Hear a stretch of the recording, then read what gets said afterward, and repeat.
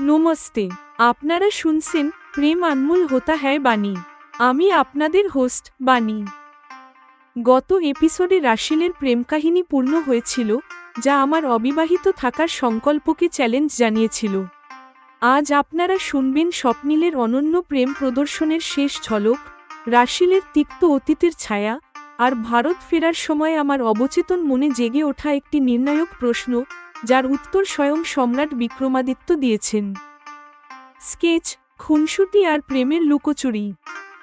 শেষ দেখা। আমি পরশনীকে কোলে নিয়ে বসার স্বপ্নিলের ইচ্ছে পূরণ করেছি, আর ও মা মেয়ের একটি সুন্দর স্কেচ বানিয়েছে।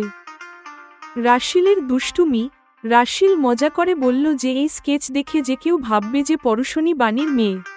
স্বপ্নিলের উত্তর দিল, যেমন আমাদের সার্ফিং, স্কাই ডাইভিং দেখে কেউ আমাদের স্বামী স্ত্রী ভেবে নিলে সেটা তো সত্যি হয়ে যাবে না। সরাসরি কথা। রাশিল স্বপ্নিলকে খেপিয়ে বলল যে ওরা সত্যি সত্যিই স্বামী স্ত্রী হতে পারে। কিন্তু স্বপ্নিল কিছু না বলেই ঘর থেকে বেরিয়ে গেল, যাতে আমি আবার বিষণ্ণ হয়ে পড়লাম। আমার উপলব্ধি, আমার মনে হলো স্বপ্নিল আমার সাথে লুকোচুরি খেলছে। ও নিজের কাজের মাধ্যমে প্রেম জানায়, কিন্তু শব্দে কখনো বলে না। খেলা যাই হোক না কেন, ভালোভাবে খেলে আনন্দ পাওয়াই খেলার উদ্দেশ্য হয়। রাশিলের অমীমাংসিত অতীত। পুরানো ক্ষত।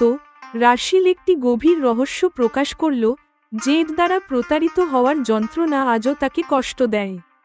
এই কালো ছায়া আজও তার সুখ শান্তিপূর্ণ জীবনের ওপর পড়তে থাকে। নপুংসকতার ভ্রম।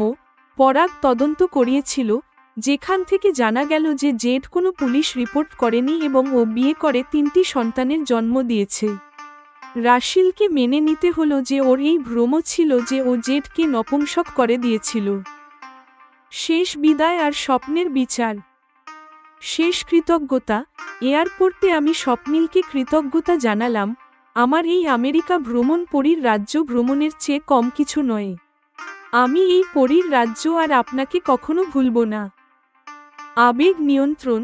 স্বপ্নিল হেসে বিদায় জানালো, কিন্তু ও নিজের আবেগ লুকিয়ে ফেলল।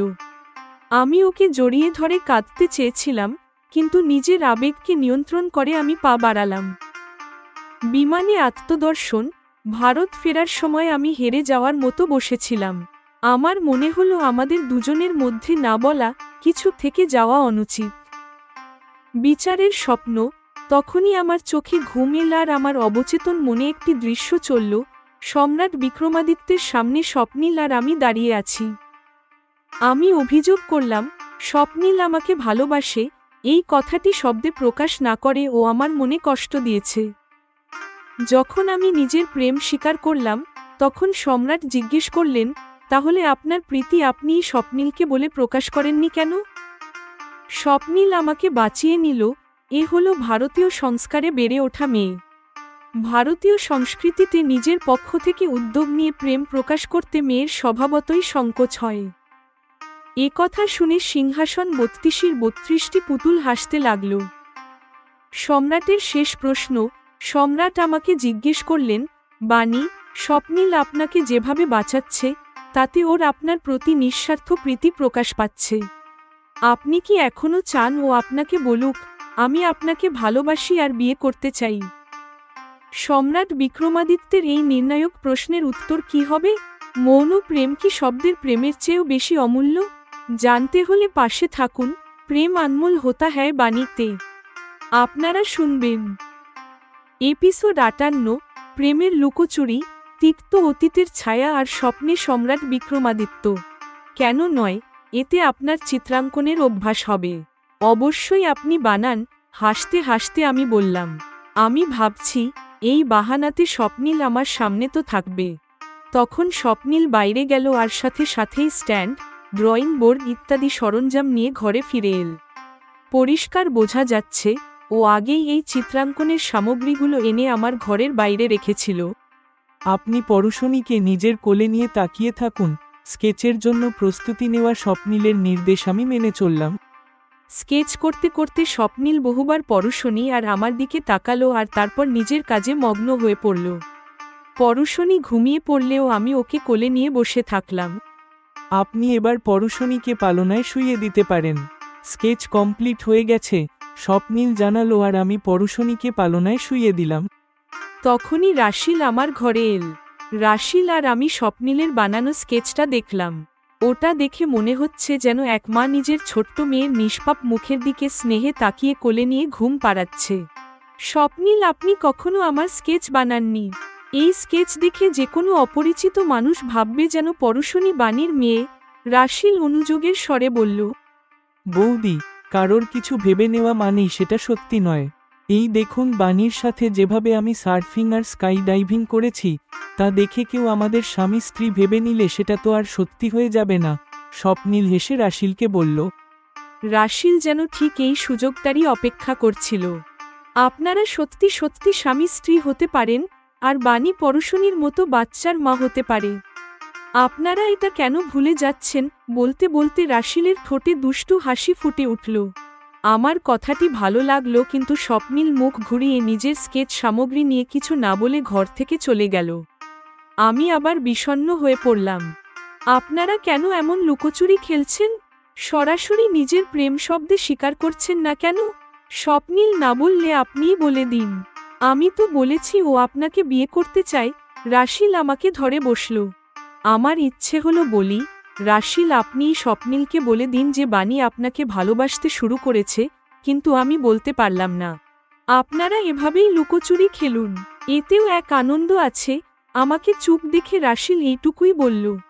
এতে আমার মনে হচ্ছে স্বপ্নীল সত্যিই আমার সাথে লুকোচুরি খেলছে। ও চোখ বুজে আমাকে ধরে ফেলে আর চোখ খুললে দূরে সরে যায়। ও নিজের কাজের মাধ্যমে প্রেম প্রদর্শন করে, কিন্তু বলে জানায় না। ঠিক আছে, ও যদি এতেই আনন্দ পায় তবে তাই সই।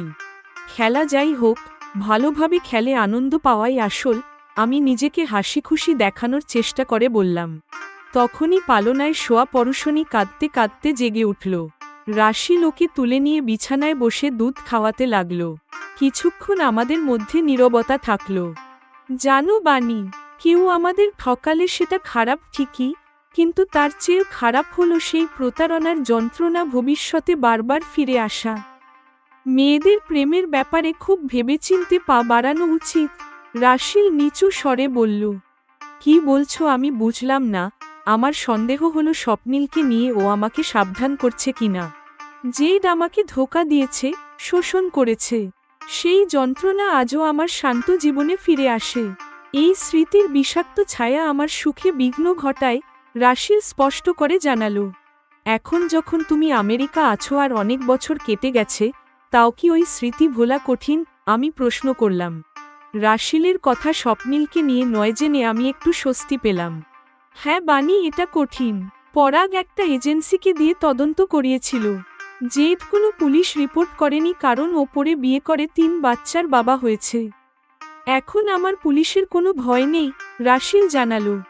তুমি এক সাহসী মেয়ে, ওর মতো কায়ের পুরুষকে দেওয়া শিক্ষা ওর জন্য যথেষ্ট। আমি মনে করি তোমার সব ভুলে যাওয়া উচিত, আমি বুঝিয়ে বললাম। 2 দিন পর স্বপ্নীলের সাথে আমি এয়ারপোর্টের উদ্দেশ্যে রওনা হলাম। ও আমাকে স্কেচগুলো পাঠিয়ে দিল। এয়ারপোর্টে ও হেসে বিদায় জানালো। নিজের আবেগকে কোনোমতে নিয়ন্ত্রণ করে আমি পা বাড়ালাম। দৃশ্য পরিবর্তন। বিমান আকাশে উড়েছে। আমি নিজের সিটে হেরে যাওয়ার মতো বসে আছি।